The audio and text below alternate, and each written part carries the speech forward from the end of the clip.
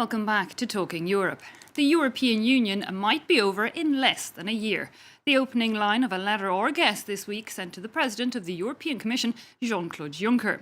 Flemish-Belgian author and poet David Van Reybrouck says that in Europe, we are suffering from democratic fatigue syndrome, and that if something isn't done to treat the problem soon, it could prove fatal to the EU and democracy in general. The symptoms of democratic fatigue syndrome, he says, include referendum fever, low voter turnout, political paralysis, and the rise of anti-establishment so-called populist parties. The cause? Our voting system, or elections. As for the cure, well, Mr. Van Reybrouck suggests re-employing an ancient method of sortition. That means taking a random sample of citizens and getting them really to help governments work. So is that a way of giving power to the people or taking power from elected officials? Let's find out. Mr. David Van Reybrouck, a very warm welcome to the show. Now, you've written a myriad of books, but one of them is entitled Against Elections. And in that, it seems that increasingly that position is holding through, that you say that elections, they worked for 200 years, if not more. Why do they not work anymore? Because things have changed. When elections were invented, Facebook and Twitter weren't there yet. And elections came from the late 18th century, after the French and the American revolutions, and they were thought to be like an okay instrument to create a new elite that was going to govern the country. But now things have changed so dramatically in that people give their vote, but they don't give it away anymore. And yet, in the traditional democratic system we have with elections, you basically give your vote. You have power one day every 4 or 5 years to delegate someone who will speak on your behalf, and you can sanction him 4 or 5 years later. That is all good and well, as long as information is limited and communication is slow. But we're now living in an age where communication is going so fast and information has been so democratized that we have to find means of doing democracy that are befitting the 21st century. Having a more up-to-date in real-time influence on government? Yeah, I think so. How can somebody get on with their job if they're constantly, already we see that a lot of elected leaders, they're barely in the door into power when they're thinking of the next elections. So if they have this pressure of every week, every day, having to react to what the voters will, how would that work? I don't think people should become ministers of defense 24 hours a day for 7 days a week. I mean, that's not the idea. But now the way we can express ourselves as a people is quite limited. Every 4 or 5 years, we're allowed to tick a box, not next to some content, but next to some name of somebody we have seen quarreling on television. And we like the one who was quarreling better to our taste. This is what it comes down to. Now, that is fairly limited. If you were invited to reinvent democratic procedure for the 21st century, would the very best idea you could come up with be that you invite people to queue on a Sunday morning or a Thursday morning next to a post office, and you close a little curtain behind you and you tick a box next to a name? I mean, that is all quite primitive. I think it would be interesting if people had a chance not only to say who they like, but what they like. And if they had a chance to have more content put in. It's not we're not asking people to run a government. We're asking them like, okay, you voted for a person, but what did you actually mean by that vote? What aspect of his program do you value the most? Okay. And this might help government to take decisions that are actually trusted. Because that is the big problem now. So there's no more trust in the system. Indeed, and so more information really from the electorate. Exactly. However, you say elections are outdated, and yet your solution seems to be something older than elections themselves, this idea of sortition. What exactly is that? It's happening all the time already. In Ireland, for instance, you are Irish, aren't you? I was told you were Irish. In Ireland, I think Ireland is one of the most innovative democracies in Europe right now. A few years ago, they had the Irish Constitutional Convention, which consisted of 99 members. 33 were elected politicians, Gerry Adams was one of them, and 66 were Irish citizens drafted by lot. And this was Monsieur Lambda, Monsieur et Madame Lambda, as they say in French, like the average person. Joe Soap, yeah. That's right. And by putting these two groups together, elected politicians with citizens drafted by lot, a random sample of the Irish population, it was all of a sudden possible for those politicians to make decisions they could not come up with among themselves. Because, fresh ideas just, or? Well, one of the key ideas was the rights for same-sex marriage, marriage equality, which was a very touchy subject for political parties and which was perhaps a bit too complicated to go to in a referendum. So they said, like, let's do something else. Let's ask citizens to talk with politicians, and let's have them impact from LGBT organizations, from the Catholic Church. Let them listen to arguments for and against, so they can make an informed suggestion about how policies should change. And they recommended that in Ireland, gay marriage should have been possible, and then it went to a referendum. Now, that was interesting, because then you had a referendum with informed input. And indeed, it took maybe the pressure, is that it, off political parties? That's right. Because these people, at the end of the day, the value they have is that they are free. They're not trying to get elected or re-elected. However, when I think of it, at least if I elect somebody, it's my choice. I'm giving power to somebody I elect. But if it's these people you're saying are chosen by random who I don't even know, are you not giving my power to... No, it depends whether you make it compulsory or not. My suggestion would be that people are not obliged to come and sit in a citizens' jury, but we make it interesting for them by paying them correctly, for instance, or by making sure that it's also a rewarding process for them. For instance, not long ago, there was a process in Australia, in South Australia, the state of South Australia had to decide whether it's mostly desert, and the economic assets are limited, and there was a chance that this was going to become the global storage place for nuclear waste. Now, that is an issue that politicians could not discuss, because whoever takes a decision will lose the next election. And if you do it in a referendum, you might give people the impression they have the right to speak, but it's going to be a much more emotional referendum. So they said, like, okay, we'll do it in a different way. We will draft by lot a number of inhabitants. We will not force them, but those who want to come can come. We'll make sure it's an interesting process.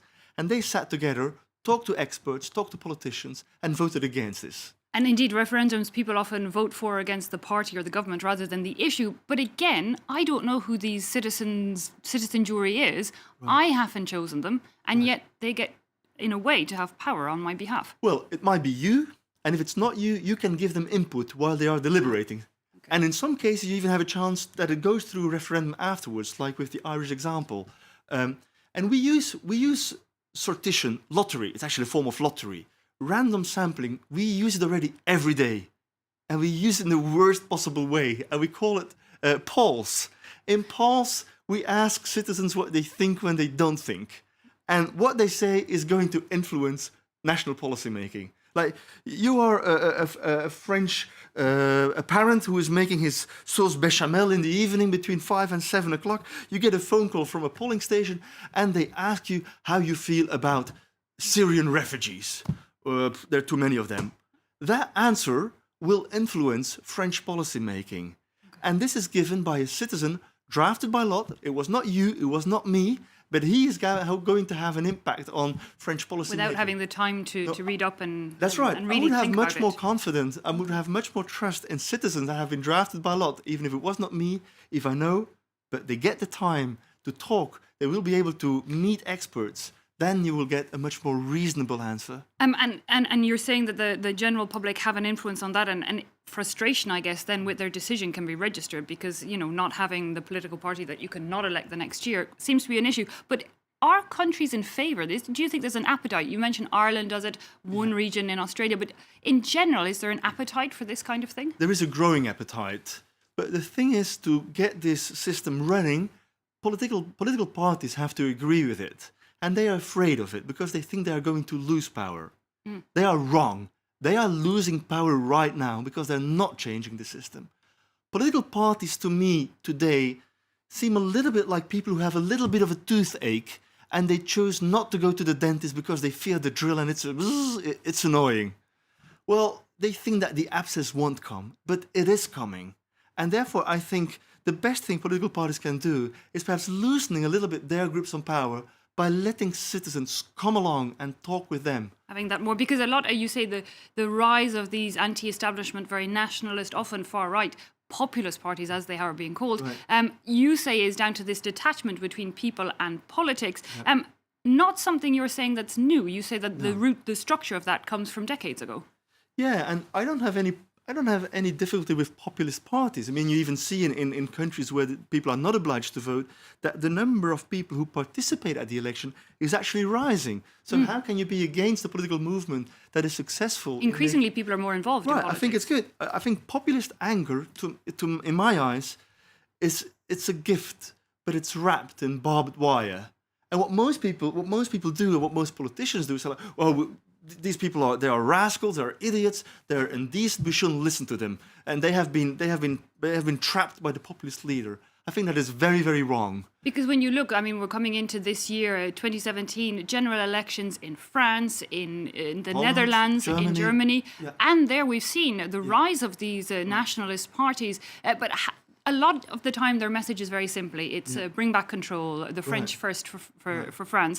How do other parties compete with that kind of message?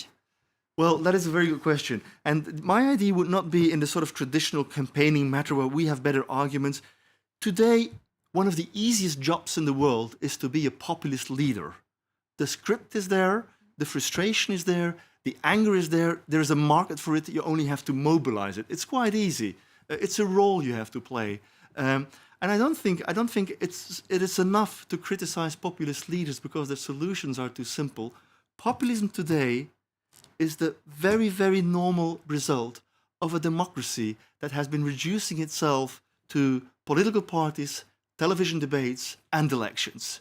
Now, many of those people who vote for populist parties are people who have ideas about the future. They have certain visions on how their society should be organized. In the Irish process or the Australian process, there are very good chances, and if it's done properly, if there's a random sample of people, there will be a number of people who have been voting for populist parties. There is no problem with that whatsoever. Can that work on a large scale? Because you mentioned Ireland, it's a small country, you know, a region of Australia. Can that kind of thing work on a large scale, Yes. though? The same And way? I even think it should happen on the European level now. The European Union is in a very deep crisis. And what we see now is a European elite who is doing an effort to go and explain to the European citizens why the EU is good for them. Now, that makes me angry. Sorry, this is not going to work anymore. This sort of top-down, paternalistic attitude to European citizens, that's something from the 20th century. We've reached the 21st century. I think European leaders should not go to Stockholm or Dublin or Tallinn to explain why the EU is good for them. They should invite European citizens and ask them, what is your problem with the European Union? How can we improve the European Union according to you? And I think using lottery might be very interesting. If you would have an Irish process like what has happened in Ireland, in every European member state, how would 100 citizens drafted by lot in Estonia, in Portugal, in Belgium and in Greece, how would they come up with 5 ideas to improve the European Union? And you bring these ideas together it's like with the European Vision Song Contest almost. Every different country can express its preferences and then you pull it together. Could be chaotic as well. But I know you wrote a letter to President of the European Commission, Jean-Claude Juncker, outlining somewhat these ideas and also complaining of the reaction from the EU in relation to the Brexit vote, in relation even to the election of Donald Trump to the White House.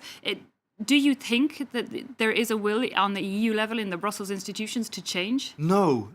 And that is the problem. That is the problem. They are killing themselves because they think that the EU is good enough as it is. I think the EU, if it wants to be a real democracy, it will have to learn to live with conflict. The European Union has always grown as a consensus elite project in the 20th century. We're reaching a new century, and some intricate discussions and fighting on the future of this union are important. And I think it's something profoundly wrong if European citizens can only vote which song is the best in the Eurovision Song Contest, and they can't vote on real policy issues. But there's also that quagmire of working with 27, or as it will be after the UK leaves, heads of state. And a lot of people say that these populist or nationalist parties, once they get into power, they change. But yet, as you point out in your books, or in your articles, we've seen that that's not the case in practice. I mean, in Hungary, for example, Viktor Orban, Fidesz party, quite a nationalist party, and even the second party, most popular party, Jobbik, far right, they're both increasingly popular. Yeah. They've been elected according to our democratic rules in the EU. They're remaining very popular. They're clearly what the people there want. So how can you challenge that? Well, the very same question applies to Donald Trump. He'll take office in just a few days, but will he actually change his style and his vision once he takes on the presidential function? We don't quite know. And I think that's a bit of a naive belief that populists change the moment they take power. Again, I don't have anything against populist voters. I actually understand why people are angry. There is lots of things to be angry about. If you look at the European Union, I really understand populist anger. And some of the populist leaders have ideas or have rightly criticized certain aspects. I'm not always in agreement with their policy proposals, but some of their critiques are legitimate. So rather than demonizing populist voters, I think we should try and invite them rather than voting their populist leader and hoping everything will be fine. It won't. Okay, well, we'll see what 2017 has in store with all those general elections, and indeed, following a 2016 where we had more than a few surprises on that political level. Sadly, that's where we're going to have to leave it for this week. But Mr. Van Reybrouck, thanks so much for your time. Thanks also to you, of course, at home for having watched. That brings us to the end of this edition of Talking Europe.